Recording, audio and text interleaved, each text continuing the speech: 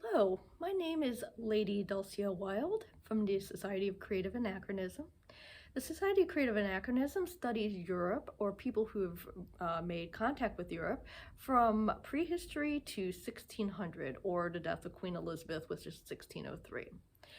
So, what I've been asked to do today is talk about garment construction and to make something, kind of show how garment construction would have worked in that time period. Um, so let's first talk about what items are available in period, so you get a better sense of what the cost and the labor involved on making garments are. So available items in period are all going to be natural items because things like polyester, for example, wasn't invented until much, much later. So natural fabrics, we have wool, that is from the sheep. You have linen, which is from the flax plant. You have leather, which is made from different animals, so cows, sheep, goats, boars, wolves. And then you also have cotton, which unfortunately is generally a very warm weather plant.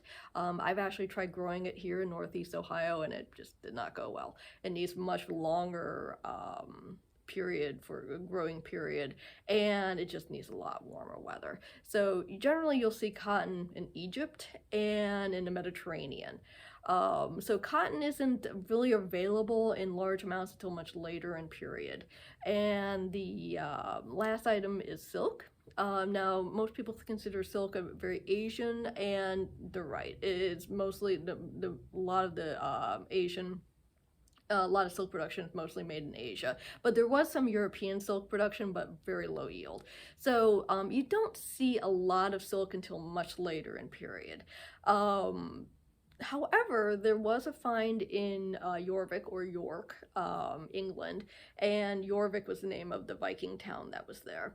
And there was a silk cap that was made back in 900 and was found in the muck when they were digging up the Jorvik site. So a very, very neat find to be able to see that the Vikings, because of all their trade networks, were able to get silk.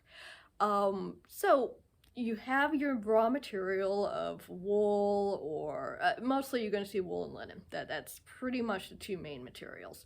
So when you have wool or linen, how do you make fabric out of that? So first you have to process the material. So you have, for wool, to shear the sheep, then you have to wash it, then you have to card it, and then you have to comb it out, get all the stuff out of it.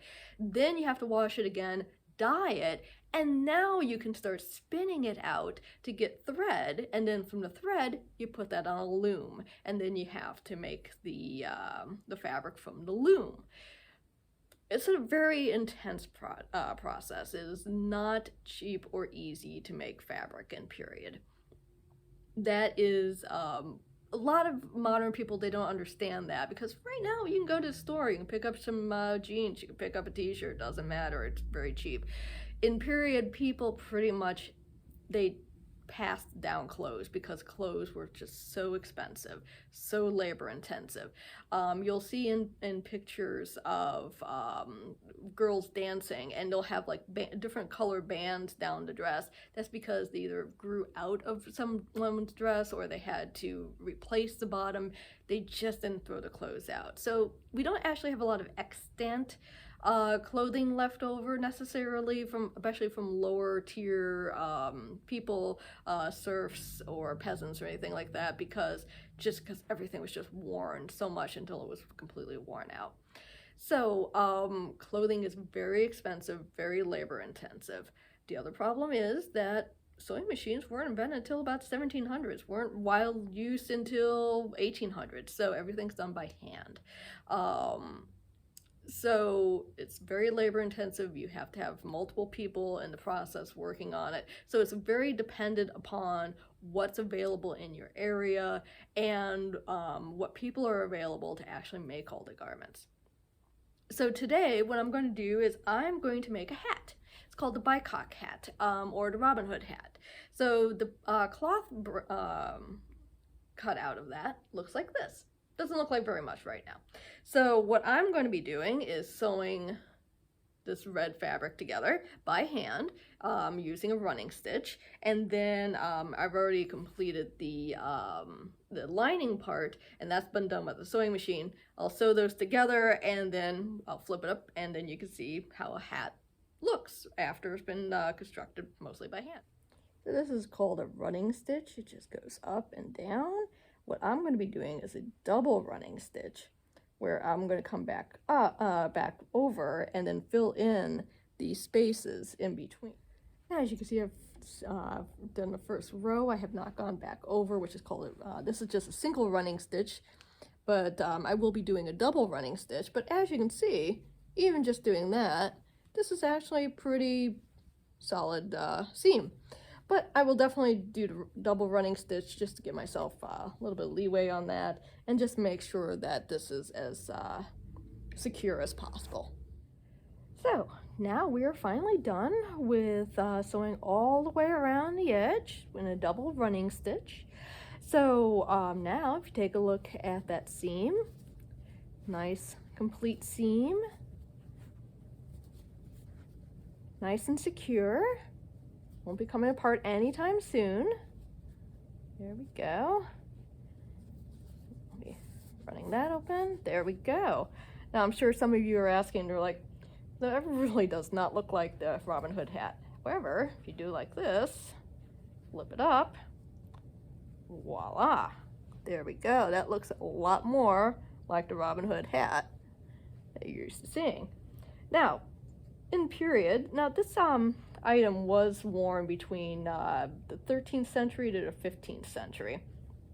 So over 200 years, there's a lot of changes. So sometimes the brim was a lot larger, so it'd be taller.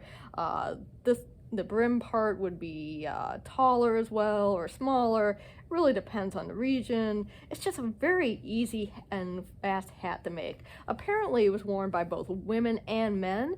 Women used to hold down their veil, which I've always found very nice.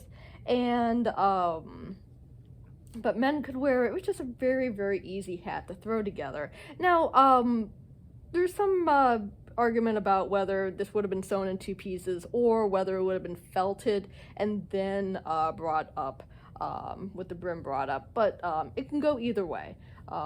There's not, unfortunately, I don't know of any extant versions of this hat available, so it's very hard to say exactly how it was constructed in period and if it did have a seam or not.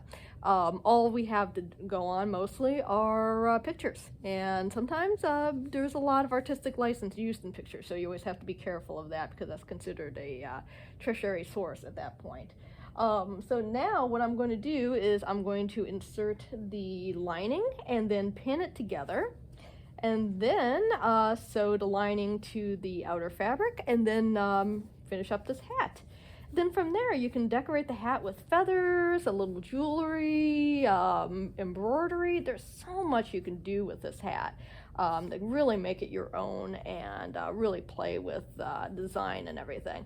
But generally you want to put a lining in because, one, most of the time it was made out of wool, so you don't want that itchiness on top of your head. Also, it hides the seams and just makes it a lot cleaner and looks a lot nicer.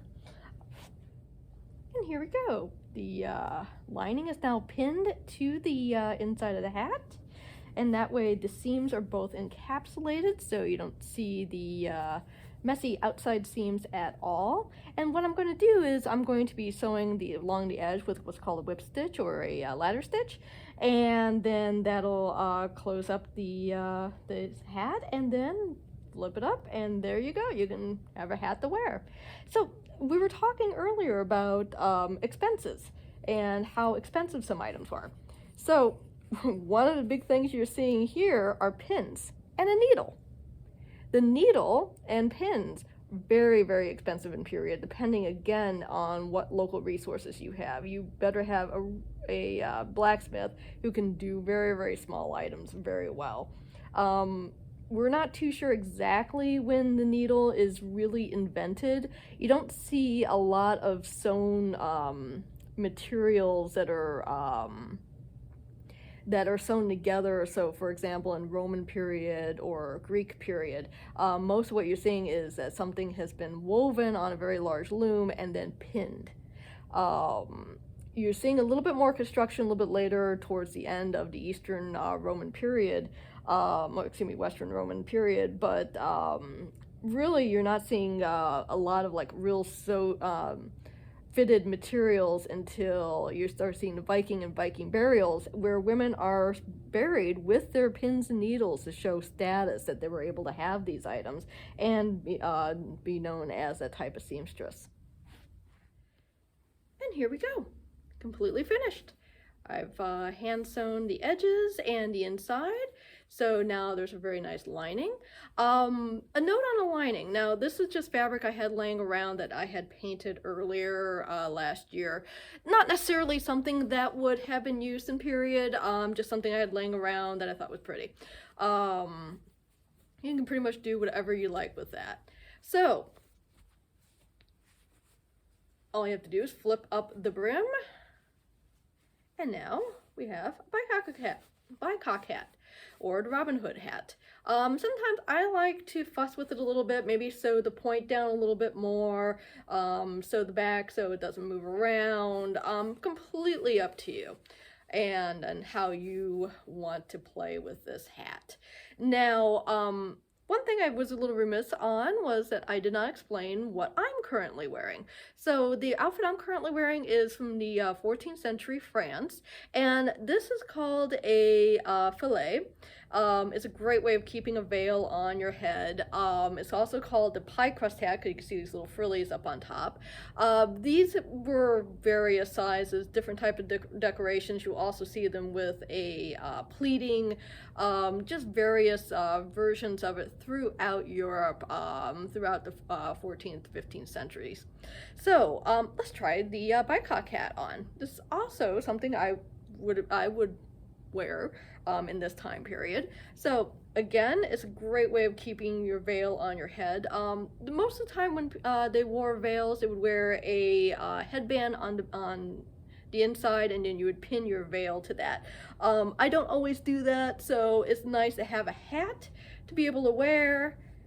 You can see, and there you go. And that's how the bicock hat would work with the veil, and just keeps the veil on. Another perfectly good thing to wear in that time period, and then something you can kind of mess around with until, you know, kind of gets it to fit right, and how you would like to wear it. So that is how in the Middle Ages you would construct a garment.